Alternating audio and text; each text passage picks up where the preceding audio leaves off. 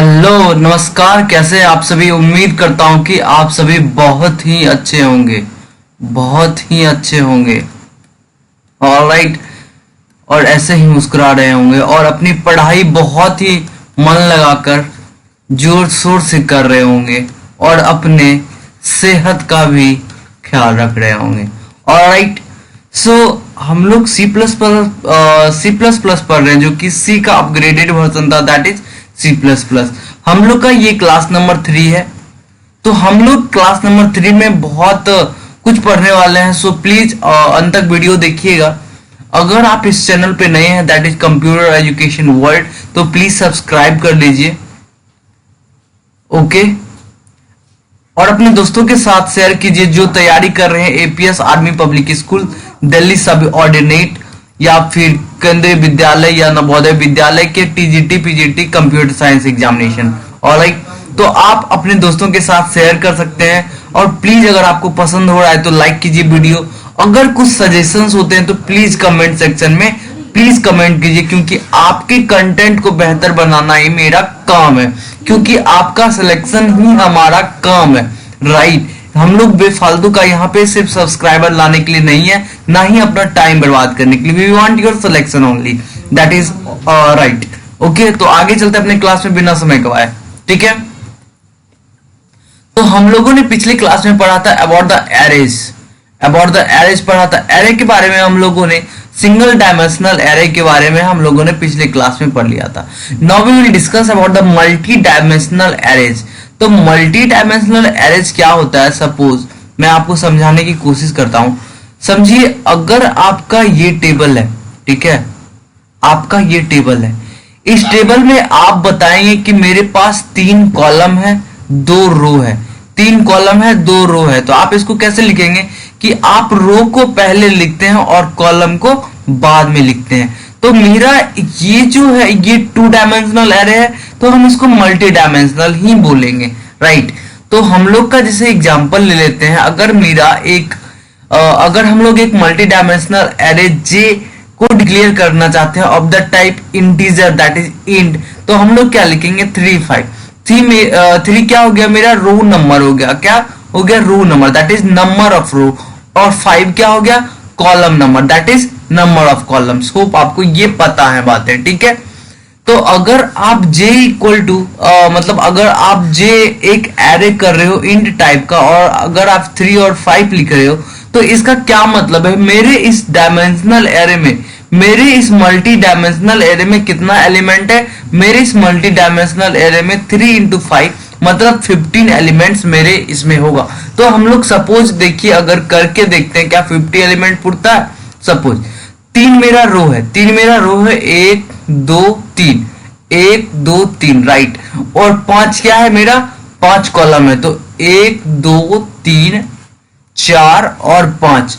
तो अगर हम लोग काउंट करें 1 2 3 4 5, 5 5 10 और 5 15, तो मेरे पास 15 एलिमेंट हो रहा है कि नहीं हो रहा है, हो रहा है। होप आपको ये बातें समझ में आई होंगी। ठीक है, आगे चलते हैं। तो आगे जाने से पहले मैं बता दूं कि आप 3 डायमेंशनल एरे भी कर सकते हो डिक्लेयर, 4 डायमेंशनल एरे भी डिक्लेयर कर सकते हो।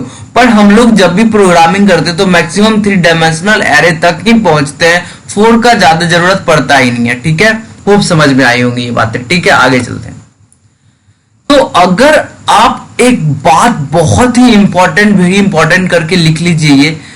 तो इसमें क्या है कि मैं आपको समझाने की कोशिश कर रहा हूं। अगर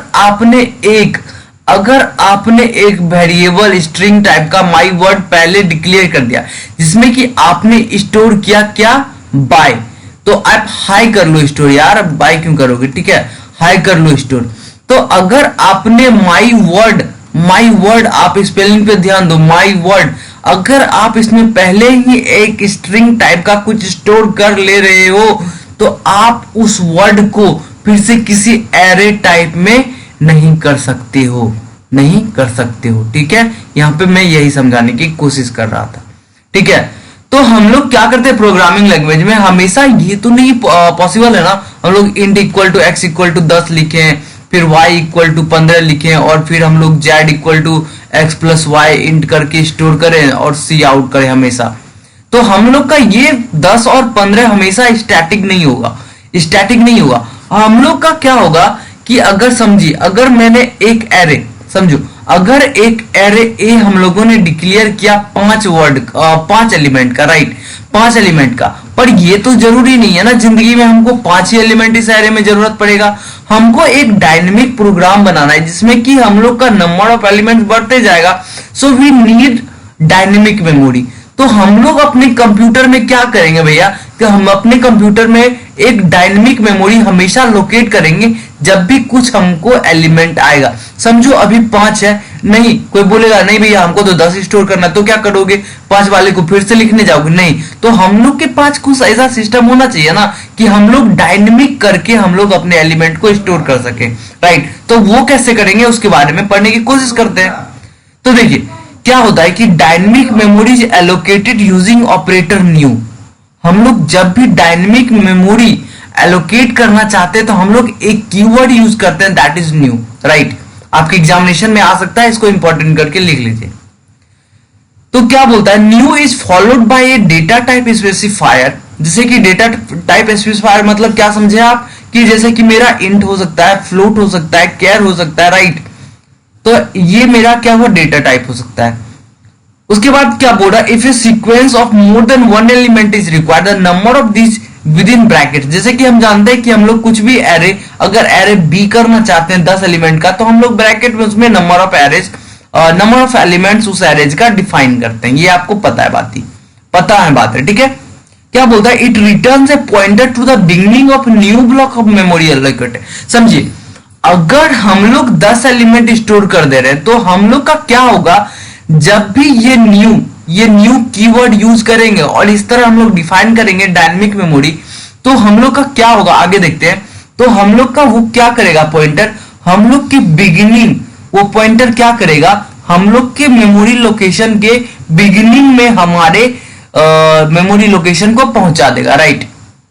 जैसा कि देखिए मेरा इंट टाइप का एक पॉइंटर है फू, आप कर लो जू, क्या कोई दिक्कत नहीं, आपने कर लिया जू, राइट। आपने एक पॉइंटर डिफाइन कर लिया जू। अब क्या कर रहे हो आप जू में डायनेमिक क्या कर रहे हो, न्यू लिख रहे हो, कीवर्ड डेटा टाइप लिख रहे हो इंट, और 5 एलिमेंट कर रहे हो स्टोर। तो मेरा मेमोरी में क्या होगा, तो मेरा मेमोरी लोकेशन समझो ये है, राइट। ये बहुत सारा मेरा पार्ट है मेमोरी का। तो पांच घर लिया। घर से क्या मेरा मतलब है कि मेरा जिस तरह का भी डेटा टाइप होगा, अगर समझिए मेरा इंट डेटा टाइप है, अगर सपोज ये होता है 2 बाइट का, राइट, सपोज ये होता है 2 बाइट का, अगर मेरा 1000 है यहां पर, तो मेरा अगला मेमोरी लोकेशन क्या होगा भैया, 1002, राइट। ये क्या होगा 1004, ये क्या होगा 1006, ये क्या होगा 1008। तो क्या करेगा मेरा 5 एलिमेंट 1000 लोकेशन से लेकर 1008 तक मेरे लिए, आपके लिए, आपने जो एलोकेट किया जू के लिए, उसके लिए क्या कर देगा, असाइन कर देगा। और उसके बाद क्या करेगा, जो भी मेरा पॉइंटर होगा वो मेरे पहले घर को इंडिकेट कर देगा। अब भैया हम यहां से आगे बढ़ते जाएंगे, कोई दिक्कत नहीं, ठीक है, समझ में आया होगा, आगे चलते हैं, राइट, ऑलराइट, ठीक। तो समझिए अगर हम लोगों ने न्यू को यूज करके मेमोरी क्या कर दिया, अलोकेट कर दिया, मेमोरी क्या कर दिया भैया, अलोकेट कर दिया। तो मेरे क्या होता है कंप्यूटर में, मेरा लिमिटेड मेमोरी होता है, क्या होता है, लिमिटेड मेमोरी होता है। अगर लिमिटेड है तो हम लोगों ने जो असाइन किया, अगर वो मेरा काम हो गया तो क्या बोलेंगे भैया, अब जाओ, क्या बोलेंगे भैया अब जाओ। तो जाने के लिए खुद तो नहीं चला जाएगा, हमको उसके लिए कुछ मेथड यूज करना पड़ेगा। हम क्या करेंगे, हम यूज करेंगे भाई डिलीट। तो डिलीट क्यों यूज किया जाता है कि हम लोग जो भी असाइन किया in the memory, if you want to delete that memory then we have to use delete keyword, right, समझ में आया होगा। आप ऐसे लिख सकते हो डिलीट पॉइंटर, जो भी मेरा पॉइंटर का नाम था वो कर दो डिलीट, या फिर आप लिख सकते हो डिलीट, ये ब्रैकेट लगाओ, या फिर उस पॉइंटर का इस तरह नाम लिखो। ये दोनों मेथड से आप डिलीट कर सकते हो। तो आप पहला ही यूज करो, ठीक भी लग रहा है देखने में, ठीक है, कोई टेंशन नहीं है। क्या करेगा, हम जो भी असाइन किए थे मेमोरी उसको डिलीट करके मेरा मेमोरी स्पेस को क्या कर देगा, खाली कर देगा। अब दूसरा आदमी आके अपना जो भी चाहे, जितना भी चाहे मेमोरी एलोकेट कर सकता है, राइट। ठीक है, समझ में आया, न्यू और डिलीट, क्योंकि एग्जामिनेशंस में आते रहते हैं। होप आपके कॉन्सेप्ट क्लियर हो गए होंगे, राइट। आगे चलते हैं। तो वही है कि C++ integrates new and delete for the allocating dynamic memory that. अब आप ये समझ गए हैं बातें, ठीक है। तो ये सी में अवेलेबल नहीं था, वही मैंने बताने की कोशिश की थी, राइट। सी में नहीं था, तो सी में हम लोग नहीं था तो क्या करते थे, हम लोग क्या करते थे, एक header file standard library dot H include करते थे, और हम लोग यूज करते थे किसका, मेलॉक का, कैलॉक का, ठीक है, और रियलॉक का। और फिर अगर हमको ये सारा, ये अगर जो एलोकेट हो गया उसको अगर फ्री करना होता था, हम लोग यूज करते थे फ्री फंक्शन का, किसमें, सी में। पर C++ में क्या है, न्यू है और डिलीट है, दोनों में यही अंतर है। समझ में आया, ठीक है। आगे चलते हैं। Now we will talk about the C++ functions. क्या बात करेंगे, C++ फंक्शंस के बारे में बात करेंगे, राइट। तो समझिए एक सिंपल सा फंक्शन है void। अगर void हम किसी फंक्शन के आगे लिख रहे हैं तो इसका क्या मतलब है, कुछ रिटर्न नहीं कर रहा है, रिटर्न नहीं कर रहा है कुछ, क्या है, void है, मतलब नो रिटर्न। तो क्या होगा, ये सिंपल सा फंक्शन का एक स्ट्रक्चर है, इस फंक्शन के अंदर आपको जो भी करवाना है वो कोड आप लिख दो, राइट। तो हम लोग कैसे क्रिएट करते हैं फंक्शन, देखो। तो हम लोग लिखेंगे जो भी मेरा रिटर्न टाइप होगा, राइट, रिटर्न टाइप, क्या करेंगे, रिटर्न टाइप और अपने फंक्शन का नाम, और यहां पे एक ब्रैकेट लगाएंगे। उसके बाद सेमी ये करली ब्रैकेट चालू करेंगे, और उसके अंदर में हमको जो भी कोड लिखना है वो लिख देंगे, और करली ब्रैकेट बंद, ठीक है। अब इस फंक्शन को कहीं से तो कॉल करना पड़ेगा, कहां से कॉल करेंगे, तो हम लोग मेन से कॉल करेंगे। मेन में गए, माय फंक्शन लिखे और इस तरह ब्रैकेट लगाए, और ये हो गया मेरा कॉल। तो कॉल करने के लिए आप सिंपली उस फंक्शन का नाम लिखो, उस फंक्शन का नाम लिखो और क्या कर लो, कॉल कर लो, कहां से, मेन के अंदर से। और रिटर्न 0 हो रहा है क्योंकि मेरा void है। और यहां पे क्यों रिटर्न 0 हो रहा है, क्योंकि मेरा इंट है, तो कुछ रिटर्न नहीं हो रहा, तो कोई टेंशन नहीं है हमको, ठीक है। यहां पे void क्यों था, क्योंकि कुछ इस फंक्शन से कुछ नहीं रिटर्न हो रहा था। यहां पे रिटर्न 0 लिख दिए क्योंकि यहां पे इंट था, ठीक है, राइट। समझ में आया होगा। आगे चलते हैं। तो देखिए आप डिक्लेयर कैसे करते हैं, आप डेटा टाइप, रिटर्न टाइप लिखते हो और फंक्शन का नाम लिखते हो और उसके अंदर उसका डिफिनेशन लिख देते हो, राइट। सिंपल, आपको पहले से भी पता होंगी बातें, राइट। नहीं पता है तो अब पता होंगे। चलिए अब देखिए, if a user defined function such as my function is declared after main function then error will occur. तो क्या बोलता है, अगर आपने इंट मैन यहां लिखा है, इंट मैन आपने यहां लिखा और आप एक फंक्शन लिख रहे हो void my function, void my function, और उसके बाद आप अपना कोड सारा यहां लिख रहे हो, तो इस केस में ना क्या होगा, आपका एरर आ जाएगा। क्या आ जाएगा, एरर आ जाएगा। तो होता क्या है, ये एरर क्यों आता है, क्योंकि मेरा प्रोग्राम मेन से चालू होता है, ठीक है। तो अगर हम उसके बाद ये डिफाइन करें तो इसको पता ही नहीं चलेगा कि मेरे बाद है क्या। तो मेरे पास है क्या ये पता ही नहीं है इसको, तो फिर तो एरर आना ही है, स्वाभाविक है, राइट। समझ में आया होगा। तो देखिए वही लिखा है, it is because C++ works from top to bottom which means that if a function is not declared ever main the program is unaware of it, right. मैंने आपको वही बात बताई। अब देखिए सिंपल सी बात है कि आप फंक्शन कैसे डिक्लेयर करते हो। अगर आप फंक्शन डिक्लेयर कर देते हो मैन के ऊपर, ठीक है, आपने फंक्शन डिक्लेयर कर दिया, आपने फंक्शन के अंदर का कहानी नहीं लिखा, आपने फंक्शन का अंदर का स्टोरी नहीं लिखा, मतलब आपने कोड नहीं लिखा, कोड नहीं लिखा।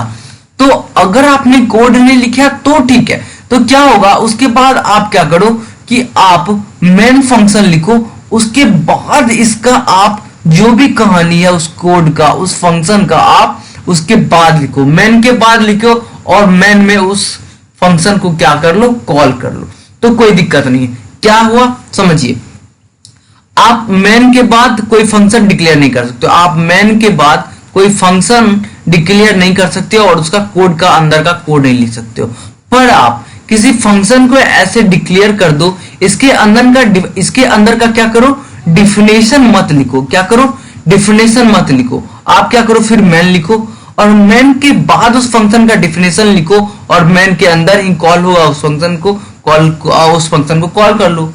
ठीक है, समझ में आया होगा।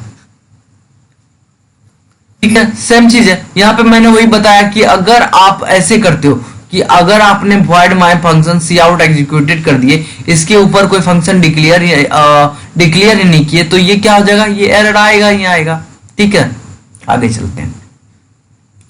देखिए अब क्या है, अगर आप void my function cout पहले लिखते हो तो ये स्वाभाविक है, ये मेरा पहले हुआ, उसके बाद मैन आया, तो माई फंक्शन, अब मैं ये बताने की कोशिश करूंगा कि अगर मैन के अंदर कोई भी फंक्शन कॉल हो रहा है तो वो कैसे एग्जीक्यूट करता है। तो समझो आप मैन के अंदर जितना मन करे उतना बार कॉल कर सकते हो, जितना मन करे उतना बार कॉल करो अपने फंक्शन को।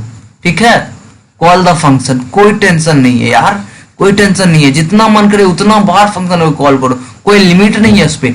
तो मैंने माई फंक्शन को कॉल किया और उसको आर्गुमेंट एल पास किया, तो ये क्या करेगा, ये यहां जाएगा और एल मेरा स्ट्रिंग है टाइप, तो एफ नेम में क्या होगा, एल मेरा यहां इसमें गया और क्या किया, सी आउट एफ नेम किया, तो मतलब मेरा आउटपुट आएगा एल। ठीक है, और उसमें इसने क्या किया है, कॉन्कनेट किया है क्या, रेफरेंस, तो वो आ जाएगा रेफरेंस। तो उसी तरह जे आर्गुमेंट के साथ किया तो एफ नेम में जे चला गया और एफ नेम में क्या चला गया, जे चला गया, तो मेरा आउट क्या होगा, जे। अब उसी तरह ए हमले को आर्गुमेंट पास किया तो ये ए यहां आ गया, ए मेरा चला गया एफ नेम में, तो मेरा क्या हो गया, ए आउटपुट आ गया। ठीक है, समझ में आया होगा, आगे चलें। ठीक है,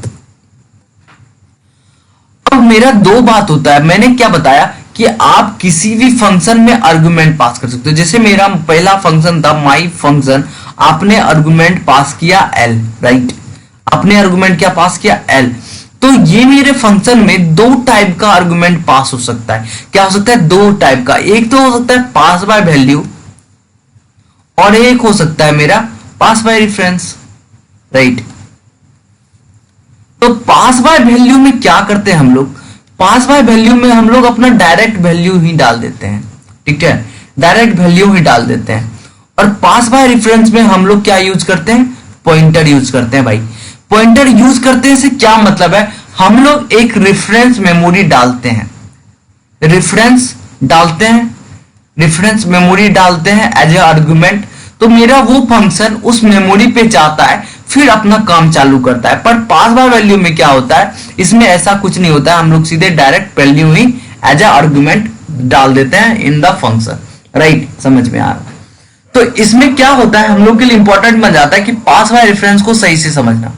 ठीक है, तो पास बाय रेफरेंस में क्या बोलता है, when you need to change the value of argument, मैंने क्या बोला कि इसमें से डायरेक्ट वैल्यू ही चेंज कर देते हैं। हो सकता है ना कि हम लोग का कुछ ऐसा फंक्शन बन जाए जिसमें कि हम लोग को डिफरेंट टाइम में डिफरेंट टाइप का वैल्यू डालना हो, तो हम लोग पास बाय रेफरेंस यूज करेंगे। तो समझिए, अगर हमको डिफरेंट टाइप में अगर हमको अपने वैल्यू को चेंज करना है, then we have to use the pass by reference. ठीक है, समझ में आया होगा। Now we will talk about the function overloading. Function overloading क्या होता है, ठीक है। तो फंक्शन ओवरलोडिंग में सिंपल सी बात है कि एक फंक्शन सेम नेम हो सकता है बट डिफरेंट पैरामीटर्स होगा। उसमें क्या होगा, same name but different parameters. क्या मेरे साथ बोलिए, same name but different parameter, that is function overloading. ठीक है, समझ में आया हो, सेम नेम डिफरेंट पैरामीटर्स। अब देखिए एग्जांपल समझते हैं इसका। एक मेरा फंक्शन है इंट रिटर्न करना है, प्लस फंक्शन है दो नंबर को ऐड करना है इस फंक्शन में, राइट। उसके बाद मैंने क्या किया, डबल रिटर्न टाइप है और देखिए सेम नेम है, क्या है, सेम नेम है प्लस फंक्शन, क्या है, सेम नेम है प्लस फंक्शन, पर मेरा पैरामीटर डिफरेंट है। मतलब मेरा इंट टाइप का यहाँ पे पैरामीटर, यहाँ पे मेरा डबल टाइप का पैरामीटर है। तो वही मैंने बोला, क्या बोला फंक्शन ओवरलोडिंग में, कि आप फंक्शन का नाम तो सेम रख सकते हो पर आपको पैरामीटर डिफरेंट करना पड़ेगा, दैट इज फंक्शन ओवरलोडिंग। ठीक है, समझ में आएगा। उसके बाद सिंपल सा रूटीन वर्क है, आप इंट नम करते हो प्लस फंक्शन को कॉल करते हो और उसमें आर्गुमेंट 8 और 5 पास करते हो। यहाँ पे जाएगा तो x में 8 स्टोर हो जाएगा, 5 हो जाएगा स्टोर y में, और 8 + 5 ये रिटर्न कर देगा कितना 13, राइट। तो सी आउट क्या हो जाएगा 13। तो होप समझ में आया होगा ये बात, ठीक है। आगे चलते हैं। देखिए मेरा सबसे इंपॉर्टेंट था सी प्लस प्लस में, that is object oriented programming, right. तो सी में ये बातें नहीं थी। सी प्लस प्लस में क्या हुआ, ऑब्जेक्ट ओरिएंटेड का क्या आया, कॉन्सेप्ट आया। तो ऑब्जेक्ट ओरिएंटेड का कॉन्सेप्ट आने के बाद क्या हुआ, तो मेरा सी क्या था, प्रोसीजर लैंग्वेज था, प्रोसीजर लैंग्वेज, राइट। उसके बाद आया क्या, सी प्लस प्लस। तो क्या हुआ इसका एडवांटेज, उसको देखने की कोशिश करते हैं। तो उप्स कॉन्सेप्ट आने के बाद क्या हो गया, ये फास्टर और इजियर टू एग्जीक्यूट था, ये क्लियर स्ट्रक्चर प्रोवाइड करता है, ठीक है। उसके बाद OOP helps to keep the C plus plus close DRY, don't repeat yourself and make the code easier to maintain and modify and debug. तो क्या है मतलब इसका, कि हम लोग कोई अगर कोड लिखते हैं, हमको उसको यूज करना है, तो हम उसको रीयूज कर सकते हैं, किसी कोड को रीयूज कर सकते हैं उप्स कॉन्सेप्ट में, राइट। उप्स में क्या बोलता है कि अगर उप्स आ गया तो इससे क्या हुआ कि हम लोग को लेस कोड लिखना पड़ा, क्योंकि हम लोग एग्जिस्टिंग कोड को रीयूज कर पा रहे थे, ठीक है। और अगर रीयूज कर पा रहे थे तो मेरा टाइम बच रहा था, तो हम लोग को किसी भी ऐप डेवलपमेंट में या कुछ भी करने में कम टाइम लगने लगा, राइट। तो देखिए, तो उप्स कॉन्सेप्ट में सबसे पहला कॉन्सेप्ट यही आता है क्लास का, ठीक है, क्लास का और ऑब्जेक्ट का। तो क्लास को समझने की कोशिश करते हैं। तो क्या बोलता है, अ class is a template for object and object is instance of A class. तो क्लास क्या होता है, टेम्पलेट होता है। टेम्पलेट क्या समझते हो आप, समझो पावर पॉइंट है, पावर पॉइंट में आप कुछ टेम्पलेट लेते हो और टेम्पलेट के अंदर बहुत सारे चीज को आप अपने टेक्स्ट को लिखने की कोशिश करते हो, आप वीडियो इंसर्ट करते हो, ऑडियो इंसर्ट करते हो। सो टेम्पलेट के अंदर आप बहुत सारा चीज इंसर्ट करने की कोशिश करते हो। तो समझो मेरा फ्रूट एक क्लास है, फ्रूट एक टेम्पलेट है। तो फ्रूट का क्या हो सकता है, फ्रूट मेरा मैंगो हो सकता है, बनाना हो सकता है, ऑरेंज हो सकता है, पाइनएप्पल हो सकता है, ग्रेप्स हो सकता है। तो ये क्या है कि ऑब्जेक्ट है, क्या है, फ्रूट का ऑब्जेक्ट है, फ्रूट मेरा क्लास है, फ्रूट का ये सब ऑब्जेक्ट है, मतलब इंस्टेंस ऑफ ए क्लास है, मतलब उसका क्या है, पार्ट है, राइट। तो अब देखो क्लास को डिफाइन कैसे करोगे, डिफाइन कैसे करोगे क्लास को। तो आप क्या लिखोगे, क्लास कीवर्ड, स्मॉल में लिखो क्लास, उसके बाद अपने क्लास का नाम लिखो, name of the class, right. Class लिखो, नेम ऑफ द क्लास लिखो, उसके बाद आप कर्ली ब्रैकेट दिखाओ, उसके बाद आप क्या करो, एक्सेस स्पेसिफायर लगाओ। तो सी में ऐसा नहीं था, ठीक है, सी में ऐसा नहीं था, पर सी प्लस प्लस में मेरे पास एडवांटेज आ गया कि मेरा एक्सेस स्पेसिफायर आ गया। तो इससे क्या हो गया, मेरा डेटा जो होने लगा वो क्या होने लगा, डेटा इनकैप्सुलेट होने लगा। तो मेरा डेटा हाइडिंग होने लगा, ठीक है, डेटा हाइडिंग होने लगा। तो मेरा एडवांटेज क्या हो गया कि मेरा कोड वल्नरेबल नहीं रहा to the outside of the world, right. तो मेरे हैकर्स के लिए अब आसान नहीं रहा कि मेरे कोड को वो इजीली एक्सेस कर लेगा, मतलब मेरे कोड को यूज कर पाएगा। अगर मेरा कुछ प्राइवेट है तो बाहर का दुनिया उस चीज को देख ही नहीं सकता, राइट। तो वही बात है, इसीलिए क्या आया, एक्सेस स्पेसिफायर आएगा। उसके बाद आप एक्सेस स्पेसिफायर लिख दिए, उसके बाद अपना जो भी है अपना डेटा टाइप करो, वेरिएबल करो डिक्लेयर, अपने डेटा टाइप लिखा, वेरिएबल का नाम लिखा। उसके बाद अगर आप स्ट्रिंग टाइप का तो स्ट्रिंग लिखा, अपने स्ट्रिंग वेरिएबल लिखा। उसके बाद आपने क्या किया, कर्ली ब्रैकेट लगाया और सेमीकोलन से बंद किया। आप याद रखना, किसी भी क्लास को आपने क्लास लिखा, क्लास नेम लिखा, उसके बाद आपने एक्सेस स्पेसिफायर लिखा, उसके बाद आपने क्या किया, आपने कॉलन लगाया। उसके बाद आपको जो भी कहानी है वो लिखें और कर्ली ब्रैकेट से बंद करें और क्या करें, और एक सेमीकोलन लगाएं, ठीक है, समझ में आया होगा। तो देखिए उसके बाद हम लोग क्या करते हैं, ऑब्जेक्ट को समझने की कोशिश करते हैं। क्लास को हम लोगों ने समझा, कैसे डिक्लेयर किया, समझिए एक क्लास को मैंने माई क्लास को डिक्लेयर कर दिया। अब इसका क्या करना है, हमको एक ऑब्जेक्ट क्रिएट करना है। क्या करना है, ऑब्जेक्ट क्रिएट करना है। जब तक हम लोग किसी क्लास का ऑब्जेक्ट नहीं डिक्लेयर करते हैं तब तक हम उसके एट्रीब्यूट को एक्सेस नहीं कर पाएंगे। So we have to declare और define the object first, right. तो ऑब्जेक्ट कैसे डिक्लेयर करते हो भैया, कैसे डिफाइन करते हो? तो आप सिंपली उस क्लास का नाम लिखते हो और क्या लिखते हो, फिर आप जो भी यूज करना चाहते हो ऑब्जेक्ट नेम वो लिख लो और सेमीकोलन लगा लो। किसके अंदर? मेन के अंदर। अब बस ठीक है, आपका ऑब्जेक्ट नेम माई ऑब्जेक्ट है, डॉट लगाओ और एक्सेस कर लो माई नम को। ठीक है, जैसे कि माई नम यहाँ पे इंट माई नम है, तो अगर आपने यहाँ पे 15 किया तो ये 15 आके यहाँ पे स्टोर हो जाएगा आपके इस माई नम वेरिएबल में। उसी तरह माई ऑब्जेक्ट, अपने ऑब्जेक्ट के बाद माई स्ट्रिंग को कॉल किया, उसके बाद सम टेक्स्ट, तो इसमें क्या आ जाएगा, माई स्ट्रिंग में सम टेक्स्ट स्टोर हो जाएगा, राइट। ठीक है, समझ में आया। अब क्या है कि अब तो ठीक है स्टोर हो गया, अब क्या करना है, आउटपुट करना है। तो आप सिंपली क्या करोगे, उस ऑब्जेक्ट का नाम लिखोगे, डॉट लिखोगे, माई नम लिखोगे। माई नम लिखोगे तो माई नम में मेरा जो भी वैल्यू था 15 वो हो जाएगा आउटपुट, और उसके बाद माई ऑब्जेक्ट माई स्ट्रिंग करते हो तो इसमें क्या हो जाएगा, सम टेक्स्ट हो जाएगा आपका एज ए आउटपुट। नीचे क्यों आए, क्योंकि यहाँ पे न्यू लाइन कैरेक्टर हम लोग यूज कर रहे हैं, दैट इज स्लैश और एन, तो मेरे अगले लाइन में चला जाएगा मेरा आउटपुट। ठीक है, समझ में आया होगा। ठीक है, ठीक है। तो आप क्या कर सकते हो, किसी नंबर को, किसी एट्रीब्यूट को भी कॉल कर सकते हो थ्रू द ऑब्जेक्ट, और किसी मेथड को भी कॉल कर सकते हो थ्रू द ऑब्जेक्ट। अगर मेथड को कॉल करना होगा, आपने एक मेथड लिख लिया क्लास के अंदर, तो आप क्या करोगे, आप एक ऑब्जेक्ट क्रिएट करो माई ऑब्जेक्ट, और सेम माई ऑब्जेक्ट लिखो, डॉट लिखो और उस मेथड को कॉल कर लो, तो आपका वो मेथड कॉल हो जाएगा। तो इसमें क्या होगा, मैं समझाने की कोशिश करता हूं। सबसे पहले मेन में आया, माई क्लास माई ऑब्जेक्ट हम लोगों ने डिक्लेयर कर दिया। उसके बाद क्या हुआ कि माई ऑब्जेक्ट, ये जो ऑब्जेक्ट हम लोगों ने डिक्लेयर किया उससे हम लोगों ने माई मेथड को कॉल किया, तो माई मेथड आएगा यहाँ। उसके बाद ये क्या कर देगा, आउटपुट करने की कोशिश करेगा, क्या, हेलो वर्ल्ड, राइट। ठीक है, ये क्यों हो पा रहा है इजिली, क्योंकि मेरा एक्सेस स्पेसिफायर पब्लिक है, तो हम लोग कहीं से भी कॉल कर दे रहे हैं, इजिली हो जा रहा है। अगर ये मेरा नहीं होगा तो क्या होगा, वो आगे देखेंगे, राइट। ठीक है, आगे चलते हैं। अब देखिए, अगर यहां पे क्या था कि हम लोग इस मेथड को इनसाइड क्लास कर रहे थे, डिफाइन इनसाइड क्लास, राइट। अगर मेरा मन किया कि हम लोग को यहां नहीं इसके बाहर करके दिखाओ, तो कैसे करोगे? तो अगर मेरा मेथड या function outside of the class define करना है तो आप क्या करोगे, लिखोगे void, उस क्लास का नाम लिखोगे और ये 4 डॉट लगाओगे, और उसके बाद क्या लिखोगे, माई मेथड। तो आपका जो भी मेथड आपने यहाँ पे डिक्लेयर किया है उसको आप यहाँ पे क्या कर सकते हो, यहाँ पे डिफाइन कर सकते हो इस तरह करके।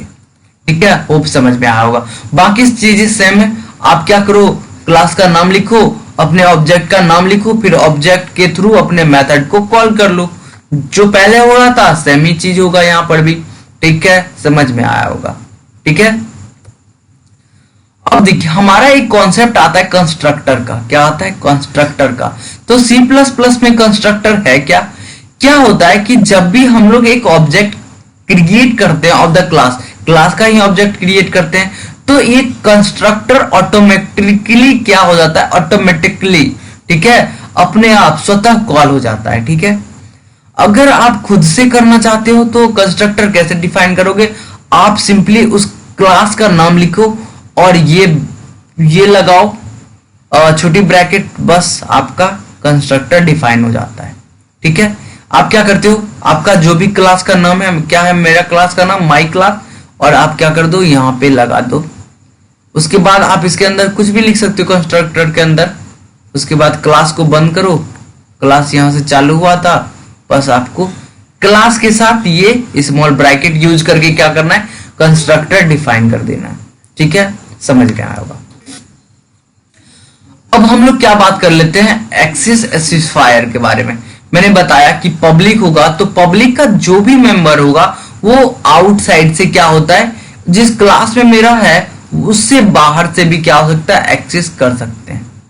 अगर प्राइवेट होगा तो नो एक्सेस, कहीं से भी एक्सेस नहीं कर सकते हो, उस क्लास के अलावा कहीं से भी एक्सेस नहीं कर सकते हो।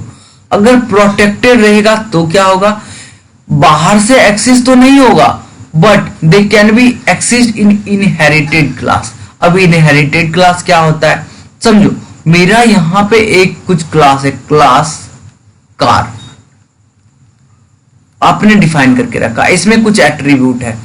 अगर आप इस क्लास को इनहेरिट कर लेते हो, इनहेरिट करके कुछ अलग क्लास बनाते हो, ठीक है, कुछ अलग सा क्लास बनाते हो, तो BMW क्लास बनाते हो, तो आप क्या कर सकते हो, इसके अंदर अगर आपका एक्सेस स्पेसिफायर प्रोटेक्टेड है, क्या है, प्रोटेक्टेड है, तो आप जो भी प्रोटेक्टेड मेंबर है उसको आप इनहेरिट जो किए हो, जहां पर इनहेरिट किए हो उसमें एक्सेस कर सकते हो प्रोटेक्टेड में। ठीक है, आगे चलते हैं।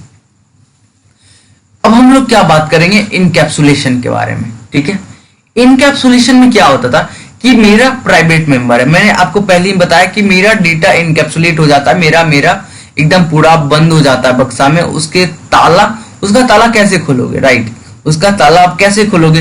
तो मेरा यहाँ पे प्राइवेट एक्सेस स्पेसिफायर है क्लास में, और मेरा क्या है कि मेरा एक एट्रीब्यूट है इंट सैलरी। तो अब इंट सैलरी में हम लोग कैसे स्टोर करेंगे वैल्यू, तो हम लोग यूज करेंगे, क्या यूज करेंगे, सेटर और गेटर का, सेटर और गेटर का। तो क्या करेंगे हम लोग, पब्लिक एक्सेस स्पेसिफायर लिखेंगे, सेटर में क्या करेंगे, एक फंक्शन बनाएंगे सेट सैलरी। तो सेट सैलरी यहाँ पे पब्लिक हम लोग बना रहे हैं, तो मतलब इस क्लास से बाहर से भी एक्सेस हो सकता है, राइट। वहीं पे अगर हम लोग क्या कर रहे हैं, सेटर और गेटर यूज कर रहे हैं, तो हम लोग क्या करेंगे, एक तो सेट सैलरी कर देंगे, एक गेट सैलरी कर देंगे। कैसे होगा, तो हम लोग एम्प्लॉय मेरा क्लास है, एम्प्लॉय क्लास का एक ऑब्जेक्ट हम लोगों ने क्रिएट किया, और ऑब्जेक्ट के थ्रू सेट सैलरी 50,000 हम लोगों ने इसको पास किया। क्या किया, 50,000 पास किया। ये 50,000 मेरा एस में था, तो अब मेरा सैलरी इक्वल टू कितना हो गया, मेरा सैलरी इक्वल टू हो गया 50,000। ठीक है, मेरा सैलरी इक्वल टू हो गया 50,000।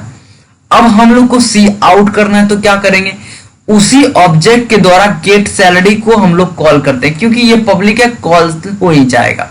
तो कॉल कर लिए तो रिटर्न करेगा सैलरी, तो क्या हो जाएगा मेरा आउटपुट, यहाँ पे 50,000 मेरा आउटपुट दिखा देगा।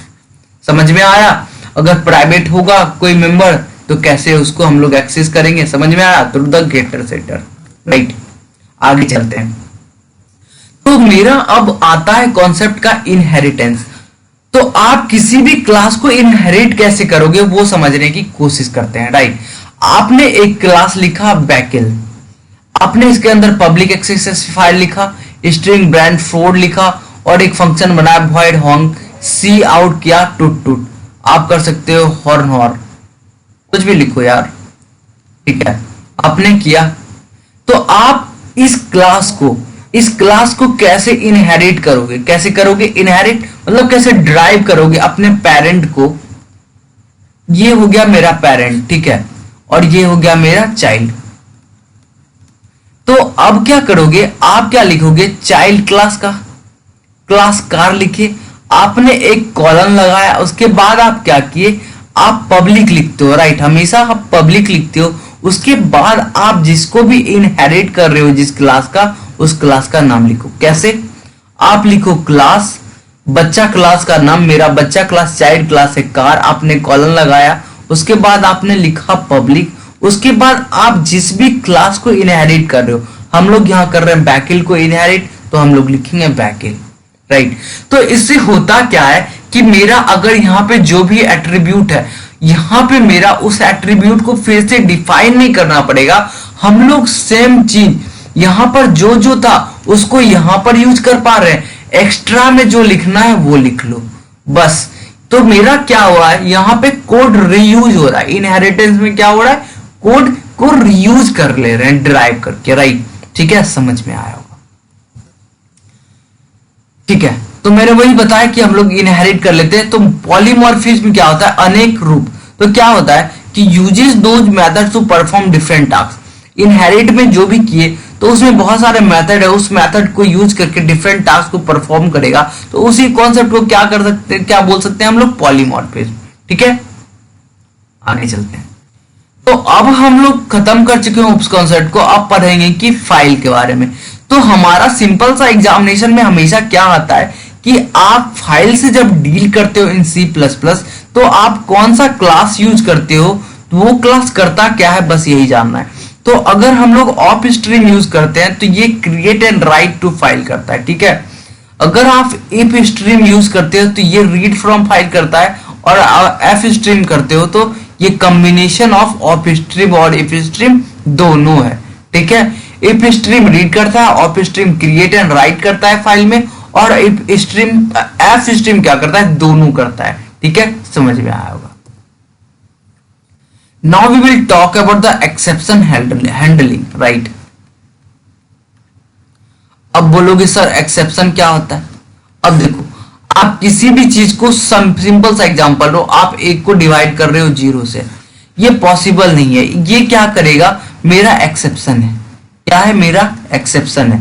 तो अगर मेरा प्रोग्राम में ऐसा कुछ कंडीशन आ जाता है, ऐसा बहुत सारा कंडीशन हो सकता है, या तो मेरा हो सकता है ना कि एरे से मेरा एरे का जो साइज था उससे कहीं ज्यादा हो गया, तो मेरा एक एक्सेप्शन थ्रो करेगा। तो वो सब कैसे होता है उसको समझने की कोशिश करते हैं। तो उसमें क्या होता है, हम लोग ट्राई और कैच ब्लॉक यूज करते हैं। तो हम लोग ट्राई के अंदर कुछ भी जो होता है मेरा थ्रो कीवर्ड यूज करके एक्सेप्शन जो भी होगा उसको हम फेंकने की कोशिश करेंगे। जो भी यहां से फेंका उसको हम लोगों ने यहाँ पे कैच किया, और कैच करके जो भी हमको परफॉर्म करना होगा उस कोड को हैंडल करने के लिए, वो कोड यहाँ पे आ जाएगा, ठीक है। आप ट्राई करोगे, आप ट्राई कर रहे हो कि मेरा कुछ ऐसा कोड होगा, ठीक है, कि हम लोग को मतलब लगता है कि हाँ भैया प्रोग्रामर है, इसमें कुछ एक्सेप्शन आ सकता है, तो उसको हम ट्राई के अंदर रखेंगे, ठीक है।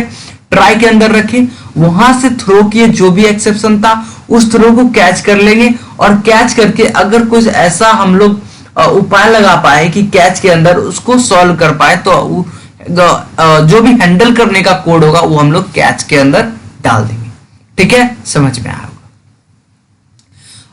आज का हम लोग लास्ट टॉपिक पढ़ते हैं, दैट इज फ्रेंड। फ्रेंड आप लोगों ने सी प्लस प्लस प्लस में क्या है कि फ्रेंड क्लास या मेथड होता है, ठीक है, ठीक है। तो होता क्या है उसको पढ़ना बहुत ही जरूरी है। तो क्या होता है सी प्लस प्लस में, जो भी मेरा प्राइवेट और प्रोटेक्टेड मेंबर है वो हम लोग एक्सेस नहीं कर पाते। कहां से, क्लास के बाहर। क्या करते हैं, क्लास के बाहर एक्सेस नहीं कर पाते। प्रोटेक्टेड को सिर्फ इनहेरिटेड क्लास में कर सकते हो, और प्राइवेट को तो कहीं कर ही नहीं सकते हैं, ठीक है। अगर हम लोग इसको एक्सेस करना चाहते तो हम लोग क्या, फ्रेंड्स कीवर्ड यूज करते हैं। तो फ्रेंड कीवर्ड यूज करके हम लोग फंक्शन या क्लास को डिक्लेयर करते हैं फ्रेंड कीवर्ड के साथ। किसके साथ, फ्रेंड कीवर्ड। आप लिख दो फ्रेंड, राइट। आप किसी क्लास का नाम लिख दो या मेथड का नाम लिख दो। अगर आप ये करते हो तो क्या हो जाएगा कि मेरा जो भी प्राइवेट या प्रोटेक्टेड मेंबर है वो इजिली मेरे फ्रेंड क्लास में, मेरा दोस्त है भाई, एक्सेस कर सकता है। तो इसका यही काम है, ठीक है। होप आपको ये सब बातें समझ में आया होंगी, ठीक है। तो सी प्लस प्लस में हम लोग ऑलमोस्ट सब कुछ पढ़ चुके हैं। आपको अच्छा लग रहा होगा। कुछ अगर छूट रहा है तो आप प्लीज कमेंट सेक्शन में कर लीजिए। मैं मिसलेनियस सी प्लस प्लस के बनाऊंगा, उसके बाद उसमें डालूंगा, उसके बाद हम लोग उसमें कुछ इंपॉर्टेंट एमसीक्यू भी करेंगे, ठीक है। होप आपको मजा आ रहा है। अगर आप नए हैं तो प्लीज सब्सक्राइब कर लीजिए। आपने अगर पिछले वीडियोस को नहीं देखा है तो प्लीज जाकर प्लेलिस्ट को देखिए, दैट इज लक्ष्य 2020 हम लोग का प्लेलिस्ट बना हुआ है हमारे चैनल पे, उसको जाके देखिए, अपने दोस्तों के साथ शेयर कीजिए। आप लोग सोचते हैं कि जब एग्जाम आ जाएगा तब पढ़ेंगे, तो आप लोग बहुत ही गड्ढे में जाने वाले हैं। तो प्लीज अभी से पढ़ना चालू कीजिए, अपने नोट्स बनाइए, और आप लोग को कुछ प्रोवाइड करने के लिए हम लोग यहाँ पर हैं। तो प्लीज पूछ लीजिए, पूछने में कुछ नहीं जाता है, और हम लोग उम्मीद दिलाते हैं कि हम लोग आपके जो भी आपके डिमांड होंगे उसको पूरे करने की कोशिश करेंगे, right. So thank you so much for watching this video. Subscribe कर लीजिए, लाइक कर लीजिए, शेयर कर लीजिए अपने दोस्तों के साथ। अगर आप पीडीएफ चाहते हैं तो please join the Telegram group. आप जाइए टेलीग्राम चैनल ऐप पे, आप सर्च कीजिए कंप्यूटर एजुकेशन वर्ल्ड ऑफिशियल, वहां पर आपको चैनल मिल जाएगा, राइट। मेरे तरफ यानी राही सर की तरफ से क्या आपके लिए मैं करने वाला हूं, मैं आपसे एक गूगल फॉर्म भरवाने वाला हूं, राइट। प्लीज बढ़िएगा। तो तो हम लोग के मैंने देखा है कि केवीएस एग्जाम सब में क्या होता है कि आपके क्या होते हैं, एप्टीट्यूड आते हैं। क्या मतलब कि इसमें हम लोग का आता है मैथ्स आ जाता है और आ जाता है रीजनिंग, राइट। तो अगर आप लोगों को इन दोनों सब्जेक्ट की भी पढ़ाई करनी है तो मैं गूगल फॉर्म बनाऊंगा, आप प्लीज उस गूगल फॉर्म को भरिएगा। अगर अच्छे रिस्पॉन्स आते हैं तो फिर मैं इसको चालू करूंगा, जहां पर भी चालू करूंगा अपने चैनल पर या इस चैनल पे आपको मैं लिंक प्रोवाइड कर दूंगा, तो आप वहां पर वो सब देख सकते हैं। तो मैं अभी ही, आज ही या कल में ही आपको गूगल फॉर्म प्रोवाइड करूंगा, ठीक है। तो आप प्लीज उसको भरिएगा, रिस्पॉन्स देखेंगे। अगर अच्छा रिस्पॉन्स आता है तो आपके इंपॉर्टेंट जो भी टॉपिक होंगे मैथ्स रीजनिंग के, वो आपको मैं बहुत ही अच्छे से करवा दूंगा, ठीक है। तो ठीक है, आज का वीडियो यहीं रखते हैं। सो अपना ख्याल रखें, फिर मिलते हैं अगले वीडियो में। Bye bye, take care.